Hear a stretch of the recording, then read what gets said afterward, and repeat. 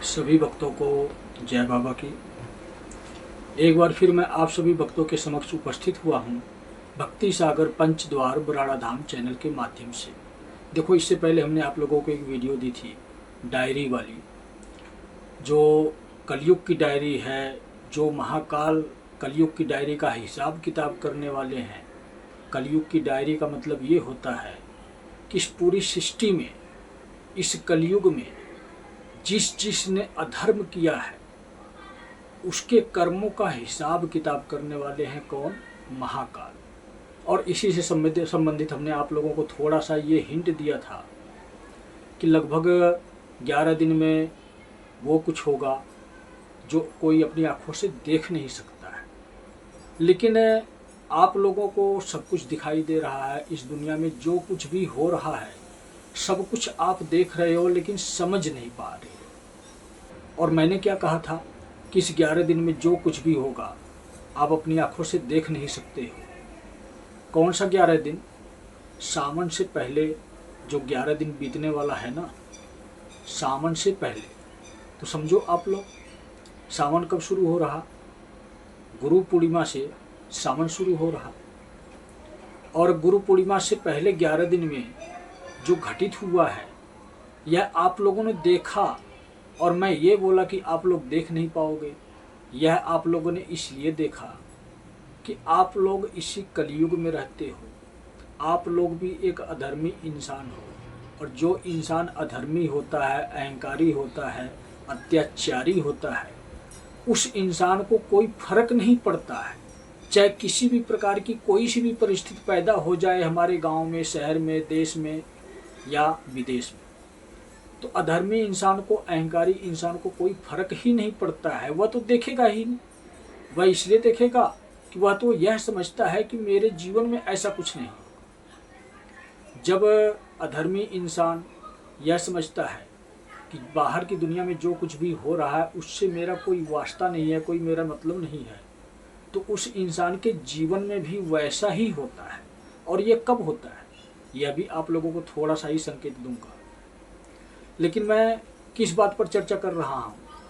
इस देश दुनिया के अनेकों लोग अनेकों प्रकार से आप लोगों को इस प्रोटेस्ट के बारे में समझाए हैं। कौन सा प्रोटेस्ट? कोकलेच जनता पार्टी, जिसकी कोई कीमत ही नहीं समझता है, जिसकी कोई अहमियत नहीं समझता है। हर कोई इन गरीबों को बेवकूफ़ समझता है। गरीब ही इंसान नौकरी की तलाश में भटकता है। गरीब इंसान ही नौकरी को पाने के लिए मेहनत करता है, पढ़ाई करता है। और गरीब इंसान के ही पेपर लीक हो जाते हैं। कौन से? नौकरी वाले, जहाँ से इंसान का भविष्य बनता है, वह पेपर लीक हो जाते हैं। तो क्या कहानी कैसे चल रही है आप लोगों को खुद पता होगा। हम ज़्यादा लंबी बातें नहीं करना चाहते हैं, सिर्फ हम आप लोगों को यह बताना चाहते हैं कि हमने पिछली वीडियो में आप लोगों को बताया था 11 दिन का संकेत दिया था। और इस 11 दिन में 21 और 22, वैसे तो 23 भी बनता है, लेकिन नहीं, 23 को रिजल्ट आना था। मतलब यह 23 तारीख को पूरी दुनिया को यह दिख जाना था कि हाँ, भारत देश में ये हो गया। हर किसी तक यह न्यूज़ या खबर पहुंच गई 23 तारीख में। तो शुरू कब से हुआ? 20 तारीख से। 20 तारीख से आप लोगों ने देखा होगा कि किस प्रकार से, कैसे एक क्रांतिकारी आंदोलन, एक उग्र आंदोलन का स्वरूप ले लिया। क्या इससे पहले धरना नहीं दे रहे थे वह जंतर मंतर पर? इससे पहले भी धरना दे रहे थे, इससे पहले भी विरोध प्रकट कर रहे थे। और यह विरोध उग्र कब हुआ? 20 तारीख को। 21 तारीख को सभी लोगों के पास न्यूज़ आ गई, सबके मोबाइल में न्यूज़ आ गई कि छात्रों ने हंगामा कर दिया, संसद भवन के ऊपर चढ़ाई कर दिया, संसद भवन को घेर लिया। तो इसका मतलब क्या है? किसी गरीब को, असहाय को अगर कोई भी इंसान प्रताड़ित करेगा, परेशान करेगा, दुखी करेगा, तो वह इंसान क्या करेगा? या तो अपने हक के लिए लड़ेगा, या तो आत्महत्या करेगा, या तो हार मान जाएगा। मतलब वह भूल जाएगा अपने सपनों को, जो वह सपना देखा है, ख्वाब देखा है कि हाँ मैं यह सपना पूरा करूँगा, पढ़ाई करके ये बनूँगा, तो वह भूल जाएगा, हार मान जाएगा, और हार नहीं मानेगा तो आत्महत्या कर लेगा, आत्महत्या नहीं करेगा तो संघर्ष करेगा, लड़ेगा। और आज क्या हो रहा है? आज यही संघर्ष हो रहा है ना हमारे भारत देश में। इससे पहले आप लोगों ने कौन सा संघर्ष देखा था? नेपाल में देखा। नेपाल में आप लोगों ने देखा ना कि अभी तत्काल में कुछ समय पहले ही सत्ता परिवर्तन हुआ, कैसे हुआ, किस प्रकार से हुआ, सब कुछ आप लोगों ने देखा। और हमारे भारत देश में क्या चल रहा है? भारत देश में सत्ता परिवर्तन के लिए नींव रखी जा रही है, समझे आप। वह नींव 20, 21 और 22 तारीख में रखी जा चुकी है। संकेत सिर्फ यही है, साफ साफ स्पष्ट लफ्जों में आप लोगों को सिर्फ यही समझा रहा हूं। जैसे कहते हैं ना कि जिसकी इंसान कीमत नहीं समझता है, वैल्यू नहीं समझता है, अगर वही इंसान निखर कर सामने आए तो वह क्या है, सामने वाले को औकात दिखा देता है। आज यही औकात दिखाने के लिए हमारे भारत देश की युवा पीढ़ी जो कल्कि की ऊर्जा के माध्यम से चल रहे हैं, अधर्म को परास्त करने के लिए, अधर्मियों की गद्दी को छीनने के लिए। कहते हैं ना कि अगर मांगने पर ना मिले तो मजबूरी है, छीनना पड़ता है।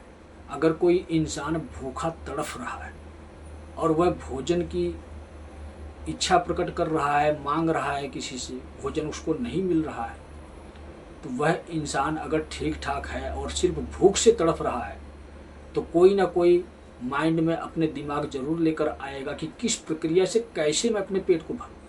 तो चाहे वह चोरी करे, चाहे वह छीन के खा ले, या किसी भी प्रक्रिया से अपने पेट को भरेगा ना। तो आज वही समय आ गया है।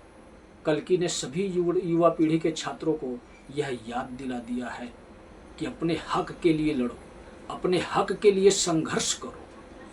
जो युवा इससे पहले डरता था, अपने हक के लिए अपने मन की बात रखता नहीं था, आज वह युवा संघर्ष कर रहा है।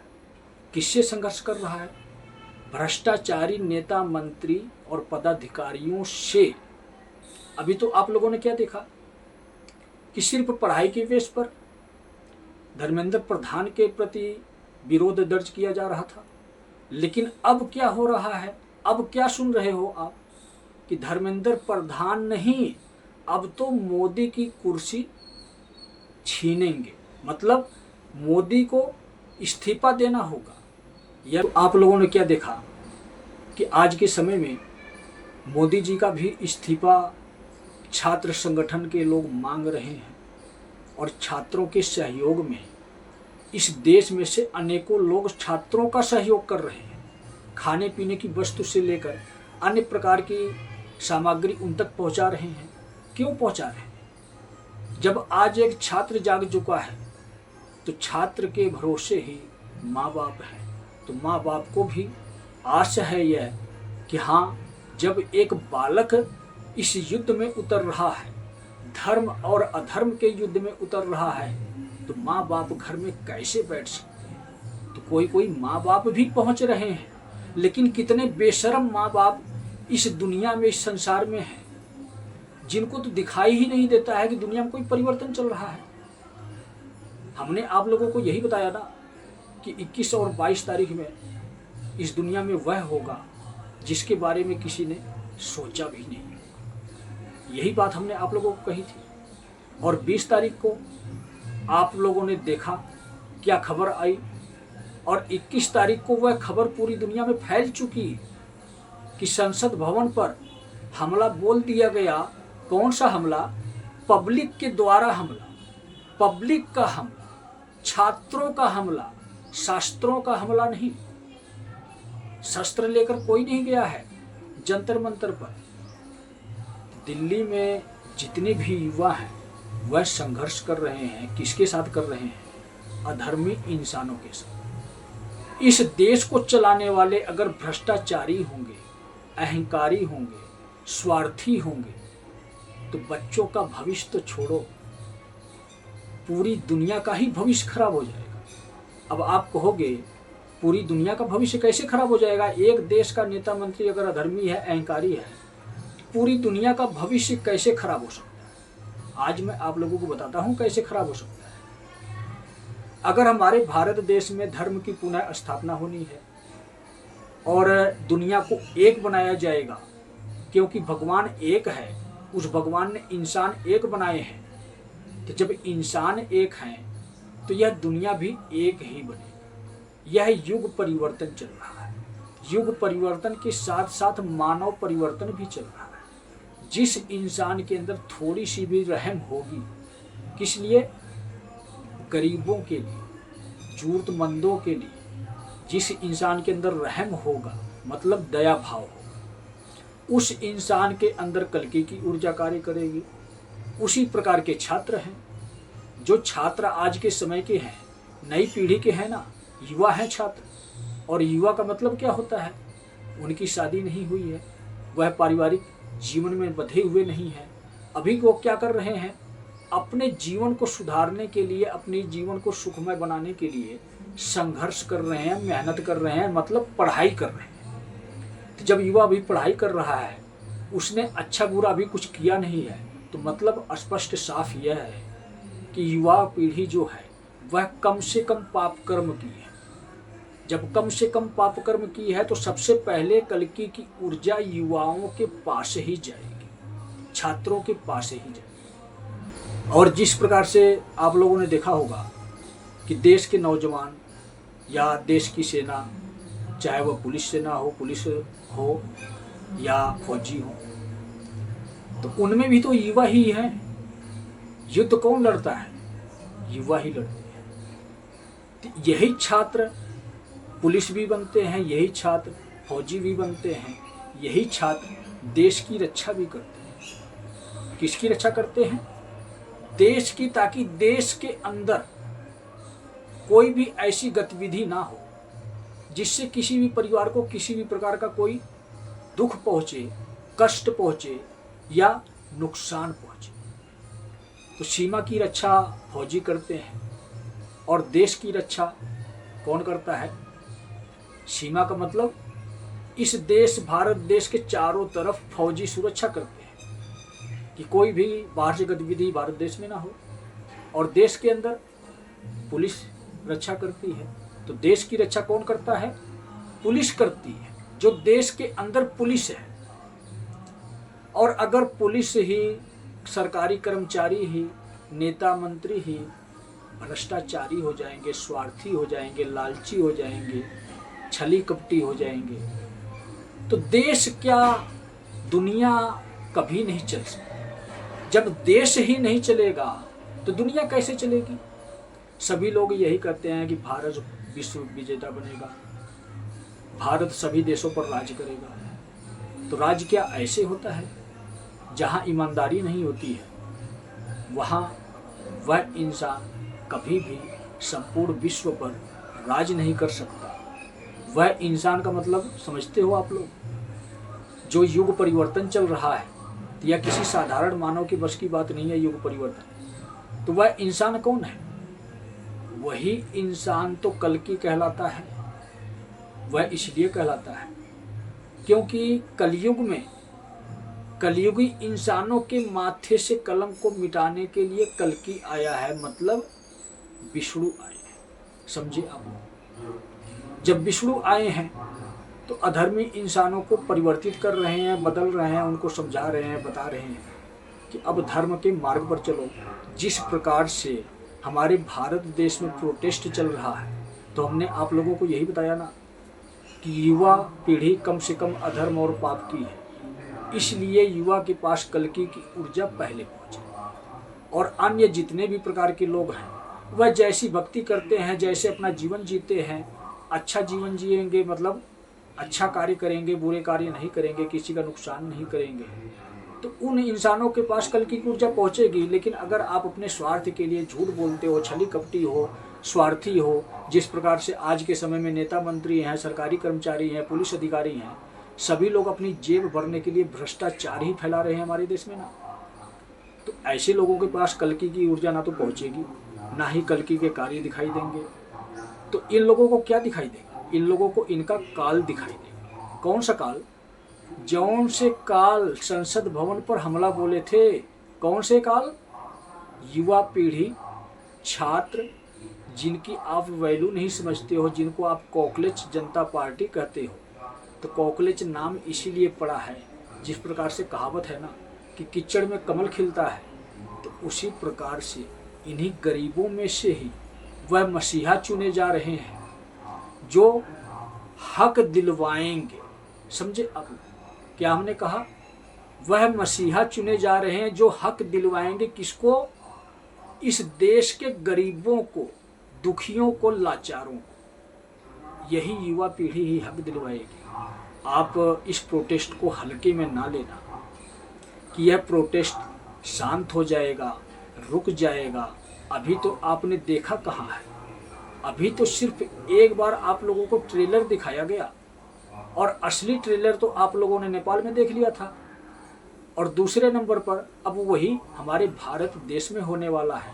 लेकिन भारत देश में अगर ये होगा ना, तो आप लोग यह ना समझना कि मोदी जी गए तो राहुल जी आ गए, या फलाना आ गए, ढिमकाना आ गए।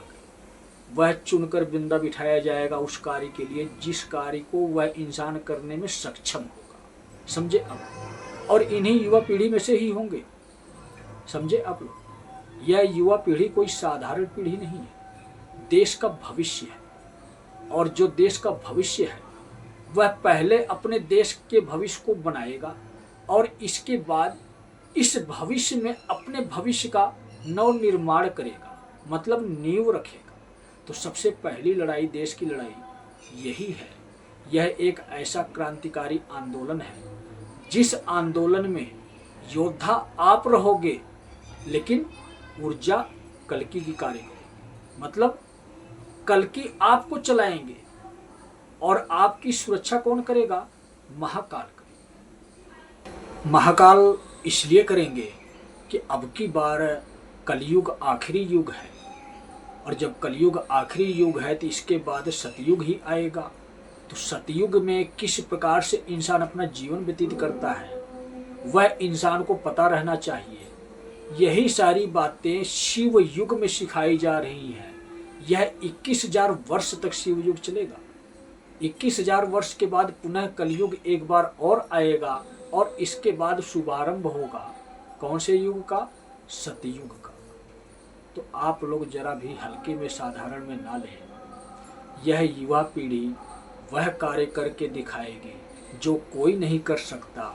इस देश को चलाने वाले जितने भी नेता, मंत्री, सरकारी कर्मचारी, भ्रष्टाचारी लोग हैं, आप देखते जाओ कैसे कैसे बाहर निकल कर आते हैं, और कैसे कैसे जनता ही इनकी खबर लेती है। जो नेता, मंत्री, सरकारी कर्मचारी कोई भी हो, समय से पहले अगर वह अपने आप को सरेंडर कर देता है, ईमानदार बन जाता है, मतलब यह है कि अगर आप आज समझ जाते हो मेरी बातों को कि नहीं, यह युग परिवर्तन है, यह धर्म और अधर्म की लड़ाई है, और मैं भ्रष्टाचारी हूँ, अहंकारी हूँ, सरकारी कर्मचारी हूँ, या किसी भी प्रकार का पदाधिकारी हूँ, अगर मैंने अधर्म किया है तो मुझे भी सजा मिले। यह अगर आपके समझ में आ जाता है तो आपका जीवन भी बच जाएगा, आप सुरक्षित भी हो जाओगे। लेकिन इसके लिए आपको तो कुछ करना होगा। करना क्या है? ईमानदारी पूर्वक अपने पद को संभालना, जिम्मेदारी के साथ अपने पद की गरिमा को बनाए रखना। मतलब यह कि आप जिस पद पर विराजमान हो, निष्ठापूर्वक पब्लिक के लिए कार्य करें, भारत देश में रहने वाले लोगों के लिए कार्य करें। आपका जीवन भी बच जाएगा, आपका पद भी बच जाएगा। नहीं तो आप समझ लो कॉकरोच जनता पार्टी आ गई है। असली कॉकरोच तो अभी आना बाकी है। पार्टी आई है ना, कॉकरोच जनता पार्टी आई है, लेकिन अभी असली कॉकरोच आना बाकी है। और वह कॉकरोच जानते हो कौन है? वह कॉकरोच महाकाल है, जो काल पुरुष बनकर इस पृथ्वी पर आए हैं, और इस पृथ्वी पर धर्म की ध्वजा को लहराने के लिए शंख बजाने जा रहे हैं। युद्ध का बिगुल बजाने जा रहे हैं। कब जानते हो आप लोग?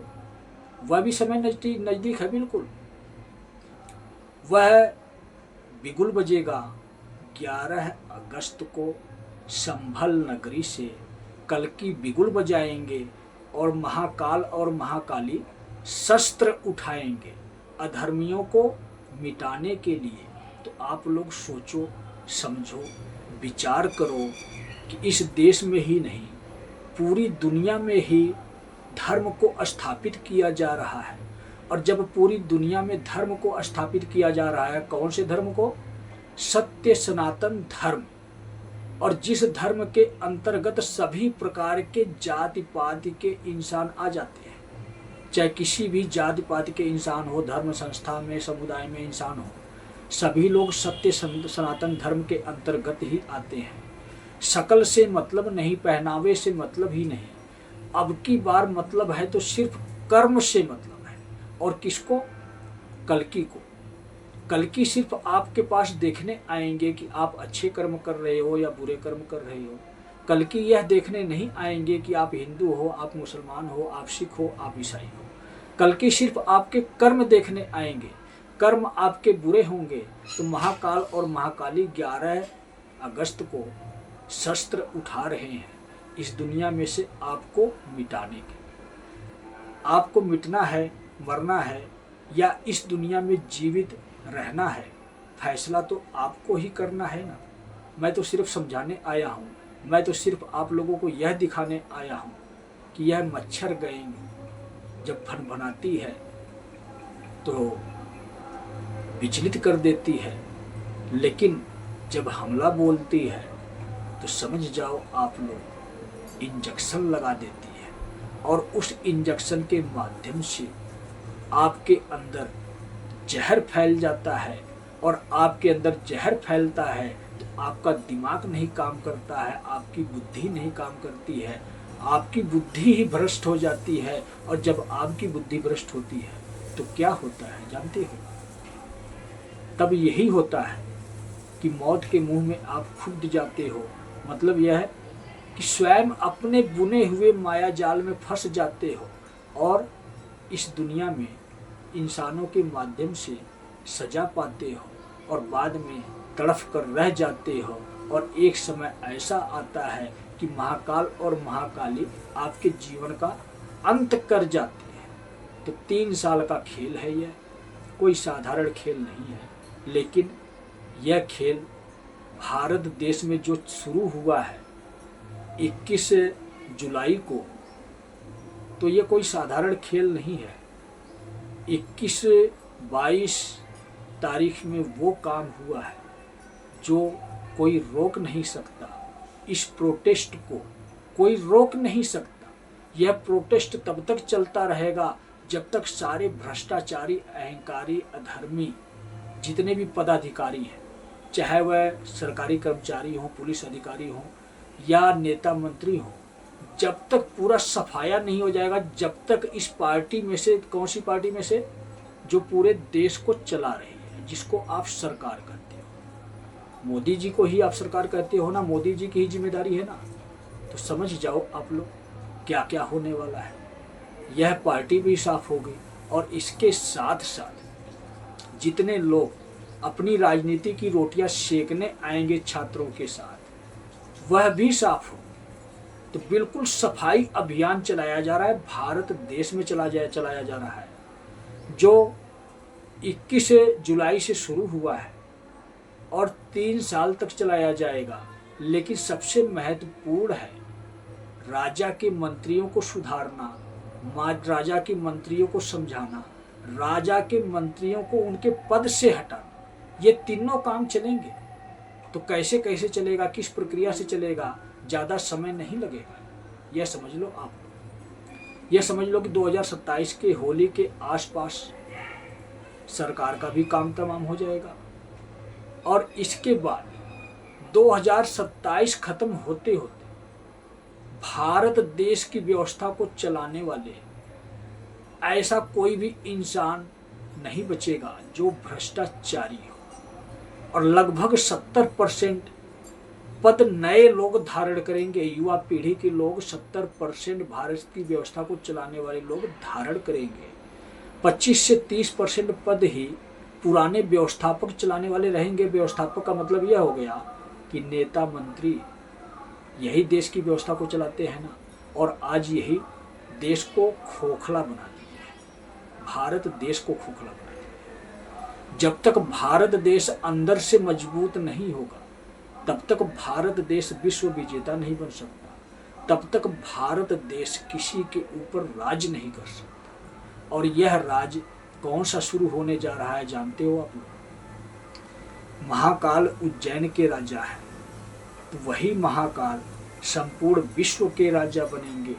और संपूर्ण विश्व के राजा के स्वरूप में जो इंसान होगा वही इंसान काल पुरुष होगा। तो काल पुरुष अधर्मियों को मिटाने आया है, और काल पुरुष के माध्यम से, कल्कि की ऊर्जा के माध्यम से, महाकाल की शक्तियों के माध्यम से, विष्णु की शक्तियों के माध्यम से, महाकाली की शक्तियों के माध्यम से, लक्ष्मी की शक्तियों के माध्यम से, जगत जननी माँ दुर्गा की शक्तियों के माध्यम से संपूर्ण सृष्टि में से अधर्म को मिटा दिया जाएगा। धर्म राज्य आएगा, धर्म का साम्राज्य आएगा। और इस धर्म के साम्राज्य का शुभारंभ जानते हो कब होगा?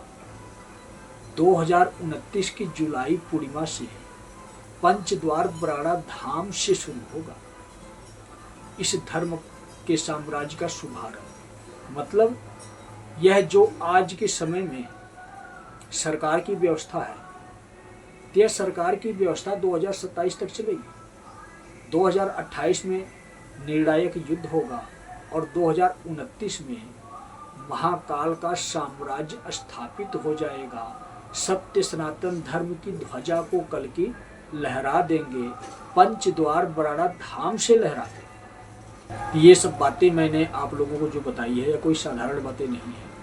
आप इतना समझो कि अगर आप सत्य के मार्ग पर हो, शिव की शरण में हो, तो आप जीवित रहोगे, आप सुरक्षित रहोगे। धर्म के लिए चाहे आप जितनी मर्जी बड़ी लड़ाई क्यों ना लड़ रहे हो, चाहे वह देश के लिए हो, चाहे वह समाज के लिए हो, तो आपका अहित नहीं हो सकता है। आप अधर्मियों का अहित करने के लिए आए हो। आपका अहित इसलिए नहीं हो सकता है कि दिमाग आपका कल्कि चलाएंगे और शक्ति आपके साथ महाकाल दिखाएंगे।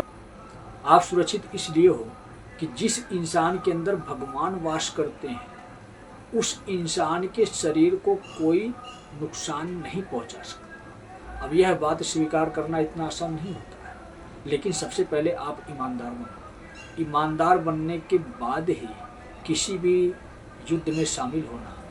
अगर आप ईमानदार नहीं हो तो किसी भी प्रोटेस्ट में जाते हो, किसी भी लड़ाई में जाते हो जो इस देश में चल रहा है, तो आप समझो आपके जीवन को भी खतरा है। अगर आप प्रोटेस्ट में जा रहे हो, अगर आप संघर्ष करने जा रहे हो, लड़ाई करने जा रहे हो, तो आप यह संकल्प लेकर जाओ कि हे शिव, मैं तुझको समर्पित हूँ। मैं जा रहा हूँ सत्य की स्थापना के लिए, असत्य को मिटाने के लिए। क्या करने जा रहा हूँ? संघर्ष करने जा रहा हूँ। कहाँ पर जा रहा हूँ? इस समाज के बीच उतर रहा हूँ, अधर्मियों के खिलाफ उतर रहा हूँ। अगर आप शिव को समर्पित अपने आप को करके जाते हो और यह संकल्प लेकर जाते हो कि अब आज के बाद मैं सत्य के मार्ग पर चलूँगा, असत्य के मार्ग का त्याग करूँगा और शिव की शरण में रहूँगा, तो आपके अंदर शिव वास करेंगे। मतलब समझे आप लोग, जिसके अंदर भगवान होते हैं उस इंसान का कोई बाल नहीं बांका कर सकता है। तो यह सोचकर, यह संकल्प लेकर अपने हक के लिए लड़ने के लिए इस समाज में अधर्मियों के साथ आप रण के क्षेत्र में उतरो। ऊर्जा कल्कि की काम करेगी, आशीर्वाद मेरा होगा। और जिस इंसान के ऊपर मेरा आशीर्वाद होता है उस इंसान का कोई बाल भी बांका नहीं कर सकता है। क्योंकि आप लोग जानते हो कितनी बड़ी कहानी शुरू हो गई है इस देश में। जो कहानी शुरू हुई है यह 21 जुलाई से ही शुरू हुई है। 21 जुलाई से कल्कि की सेना चल रही है और शिव की महासेना चल रही है। मतलब कल्कि की सेना कौन है? जो सच्चे और अच्छे इंसान हैं, जो अपने हक के लिए संघर्ष कर रहे हैं या समाज की व्यवस्था को ठीक करने के लिए संघर्ष कर रहे हैं, इस देश को बचाने के लिए संघर्ष कर रहे हैं, वही इंसान कल्कि की सेना है और वही इंसान शिव की महासेना है। समझे आप? तो जो कल्कि की तरफ से युद्ध लड़ेगा धर्म को स्थापित करने के लिए, उसका कोई बाल भी बांका नहीं कर सकता है। सत्य यही है कि आपको सत्य धारण करना होगा, आपको छल कपट की दुनिया का त्याग करना होगा, अपने आप को ईमानदार बनाना होगा, आपका जीवन भी सुरक्षित हो जाएगा, आपको युद्ध में भी सफलता मिलेगी। इतना आप याद रखना। अपने स्वार्थ के लिए, राजनीतिक रोटियां सेकने के लिए या अपने किसी भी मुनाफे के लिए अगर आप प्रोटेस्ट में जाते हो बिना मतलब के, तो बीच में ही रगड़े जाओगे।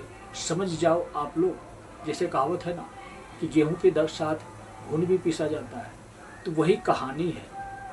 एक तरफ धर्म है, एक तरफ अधर्म है, एक तरफ देवी देवता है, एक तरफ राक्षस है। तो समझो आप लोग, या तो आप अधर्मी बन जाओ, पूरी तरह अधर्मी बन जाओ, या तो आप ईमानदार बन जाओ, पूरी तरह ईमानदार बन जाओ। अगर आप अपने मतलब के लिए प्रोटेस्ट में जाते हो, यूं ही मजे लेने के लिए प्रोटेस्ट में जाते हो, तो आप अपने जीवन को खतरे में डाल रहे हैं। समझे आप?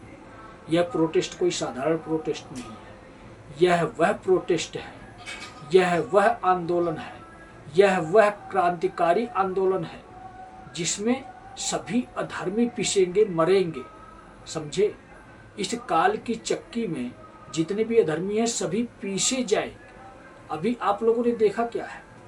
अभी तो एक सरकार की व्यवस्था को सुधारा जाएगा, बनाया जाएगा और अधर्मियों को मिटाया जाएगा, उनके पद से उनको हटाया जाएगा। समझे आप? पहले देश की व्यवस्था को बनाई जाएगी, इसके बाद समाज की व्यवस्था को बनाई जाएगी। समाज की व्यवस्था को किसने बिगाड़ा है? जितने भी धर्म गुरु हैं, कथावाचक हैं, सत्संग करने वाले हैं, प्रवचन सुनाने वाले हैं, मतलब धर्म गुरुओं की शरण में रहने वाले जितने भी इंसान हैं, वह आज भगवान से दूर हो चुके हैं, वह आज असली रास्ता भटक चुके हैं। तो दूसरा नंबर धर्म गुरुओं का भी लगने वाला है।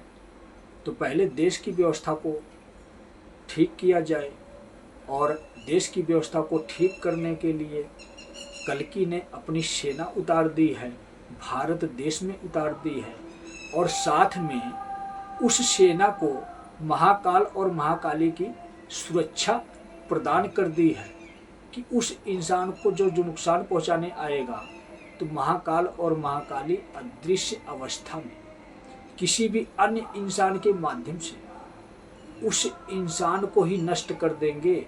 जो इंसान कल्कि की सेना के सदस्य को नष्ट करने की कोशिश करेगा, नुकसान पहुंचाने की कोशिश करेगा, उस अधर्मी इंसान को महाकाल और महाकाली नष्ट कर देंगे। लेकिन माध्यम किसी इंसान का ही बनाएंगे। जैसे कहते हैं ना, अनेकों माध्यम बनते हैं समाज में।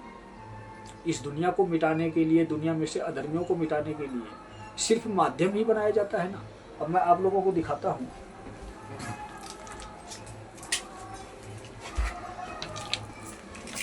जैसे ये डमरू है, तो मैं क्या करता हूँ? मैं सिर्फ डमरू बजाता हूँ, और डमरू यहाँ बजाता हूँ, काम पूरी दुनिया में होता है। मेरे डमरू की आवाज़ से अधर्मियों को नुकसान पहुँचता है और भगवान के भक्तों को सुरक्षा मिलती है। यही काम होता है। तो सिर्फ इसीलिए मैं डमरू बजाता हूँ। जितने भी अधर्मी हैं सभी अपने माया जाल में फंसेंगे। तो मेरे लिए मेरा माध्यम डमरू है, लेकिन बड़े बड़े कार्य के लिए तो मैं शस्त्र भी चलाता हूँ, सिर्फ डमरू ही नहीं बजाता हूँ। कब तक मदारी का खेल दिखाता रहूँगा? लेकिन आने वाले टाइम में मुझे शस्त्र भी उठाने की जरूरत पड़ेगी। आप लोगों को शस्त्र भी दिखा देता हूँ। जैसे आप लोग ये देख रहे होंगे ना, ये त्रिशूल है। अब आप लोग कहते होंगे क्या आप इस त्रिशूल से मारोगे अधर्मियों को? तो मुझे तो किसी को मारने की आवश्यकता ही नहीं है। जो अधर्मी इंसान है वह खुद वहीं पर अपने ही माया जाल में फंसकर खुद मर जाएगा। मैं तो सिर्फ यह शस्त्र त्रिशूल यहाँ से चलाता हूँ, हाथ में पकड़ लिया मैं त्रिशूल, तो मेरा शस्त्र चल रहा है, इस दुनिया में चल रहा है। और इस त्रिशूल की शक्ति से वह अधर्मी इंसान मरता है, जो स्वार्थी होता है, जो छली होता है, जो कपटी होता है, जो अपने फायदे के लिए दूसरे का नुकसान करता है, चाहे वह नेता मंत्री हो, पदाधिकारी हो, सरकारी कर्मचारी हो, साधारण इंसान हो, धर्मगुरु हो, तांत्रिक हो, कथावाचक हो, किसी भी प्रकार का कोई इंसान क्यों ना हो। तो त्रिशूल मेरे हाथ में आने से वह ऊर्जा सक्रिय होती है जो अधर्मियों का विनाश करे, और डमरू में मेरे हाथ में आने से वह ऊर्जा सक्रिय होती है जो अधर्मियों को नुकसान पहुंचाती है और भगवान के सच्चे और अच्छे भक्तों को सुरक्षा प्रदान करती है। तो दो ही मेरे पास शस्त्र है, और इसी प्रकार से महाकाली के पास भी शस्त्र है। अब आप लोग कहोगे आप महाकाल हो, तो सत्य ही यही है। जिस इंसान को यह अधिकार प्राप्त हो जाए कि महाकाल की संपूर्ण एनर्जी को इस्तेमाल करने की परमिशन मिल जाए महाकाल से, तो वह इंसान महाकाल नहीं है तो क्या है। आज मैं पूर्ण हो चुका हूँ, आज मैं संपूर्ण सृष्टि पर राज्य करने के लिए आया हूँ, इस पृथ्वी लोक पर अवतरित हुआ हूँ। एक काल पुरुष के माध्यम से स्वयं महाकाल कार्य कर रहे हैं। उनकी एनर्जी, उनकी ऊर्जा, उनकी पावर मेरे शरीर में ही आती है, और मेरे शरीर के माध्यम से इस दुनिया में से अधर्मियों को मिटाती है। तो मैं ही महाकाल हुआ ना। आप भी महाकाल बन सकते हो, लेकिन आपको कर्म करना पड़ेगा। इस पृथ्वी पर जो इंसान सबसे पहले अपने आप को पूर्ण बनाएगा, वही इंसान तो अवतार कहलाएगा। यही सत्य है। और इसी प्रकार ही महाकाली भी है, वह भी स्त्री है, वह भी कन्या है, उसका भी जन्म हुआ है, लेकिन उसका नाम क्या है? उसका नाम काल रात्रि है। जैसे मेरा नाम काल पुरुष है, तो उसी प्रकार से उस स्त्री का नाम काल रात्रि है।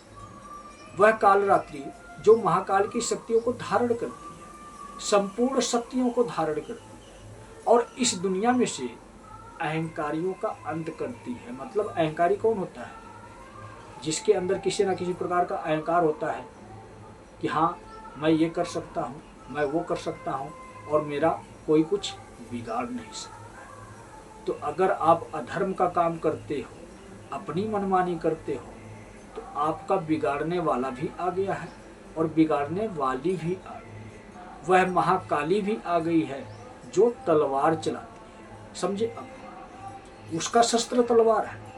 उसी तलवार को आज इस कलयुग में सभी लोग कहते हैं कि कल्कि की दिव्य तलवार। कल्कि की वह दिव्य तलवार है जो दिखाई नहीं देती है, लेकिन चलती है तो अधर्मियों का अंत करते जाती है, संहार करते जाती है। क्योंकि महाकाली ने ही वरदान स्वरूप में कल्कि को वह तलवार दी है कि न्याय मैं करूंगी, अधर्मियों का अंत मेरी तलवार करेगी। और नाम किसका होगा? कल्कि का होगा। वह महाकाली भी आज स्त्री के स्वरूप में, एक कन्या के स्वरूप में, जैसे मैं आप लोगों को डमरू बजाया ना, दिखाया ना, तो वह भी डमरू बजाती है। वह भी धर्म और अधर्म का संतुलन तय करती है। मैं भी धर्म और अधर्म का संतुलन तय करता हूँ। जैसे मैं त्रिशूल उठाकर आप लोगों को दिखाया कि हाथ में लेने की जरूरत है, त्रिशूल को चलाने की आवश्यकता नहीं है, वो ऑटोमेटिक है।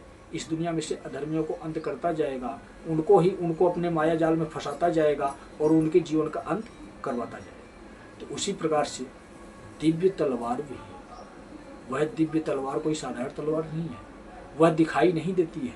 अरे वह तो तलवार उठाने की भी जरूरत नहीं है। जानते हो आप लोग, वह जो स्त्री है, जो कन्या है, इतनी साधारण है, जो दिखती कुछ और है लेकिन करती कुछ और है। अगर आप उसकी शक्ल देखोगे ना, तो कहोगे इसको कुछ नहीं पता, बिल्कुल अनजान है। माँ की ममता ही ऐसी होती है। जिस स्त्री के अंदर माँ की ममता होती है, वह स्त्री हमेशा खुशदिल होती है, मतलब हमेशा प्रसन्न रहती है, किसी से रुष्ट नहीं होती है। लेकिन उसको रुष्ट करने वाले अनेकों लोग आते हैं, इस समाज में आते हैं। तो जो हंसता हुआ फूल होता है। आज इस कलयुग में उस हंसते हुए फूल को लोग तोड़ देते हैं, मरोड़ देते हैं। मतलब संकेत आप लोगों को बता देता हूँ, कहना नहीं चाहिए लेकिन फिर भी जिक्र कर दिया तो बता देता हूँ। आज इस कलयुग में आप लोगों ने देखा होगा कि 7 साल की बच्ची, 5 साल की बच्ची, 13 साल की बच्ची जो उस परिस्थिति में नहीं पहुंची है कि एक पुरुष के वजन को भी सह सके, और वह पुरुष इस्तेमाल करता है और फेंक देता है। यह क्या है?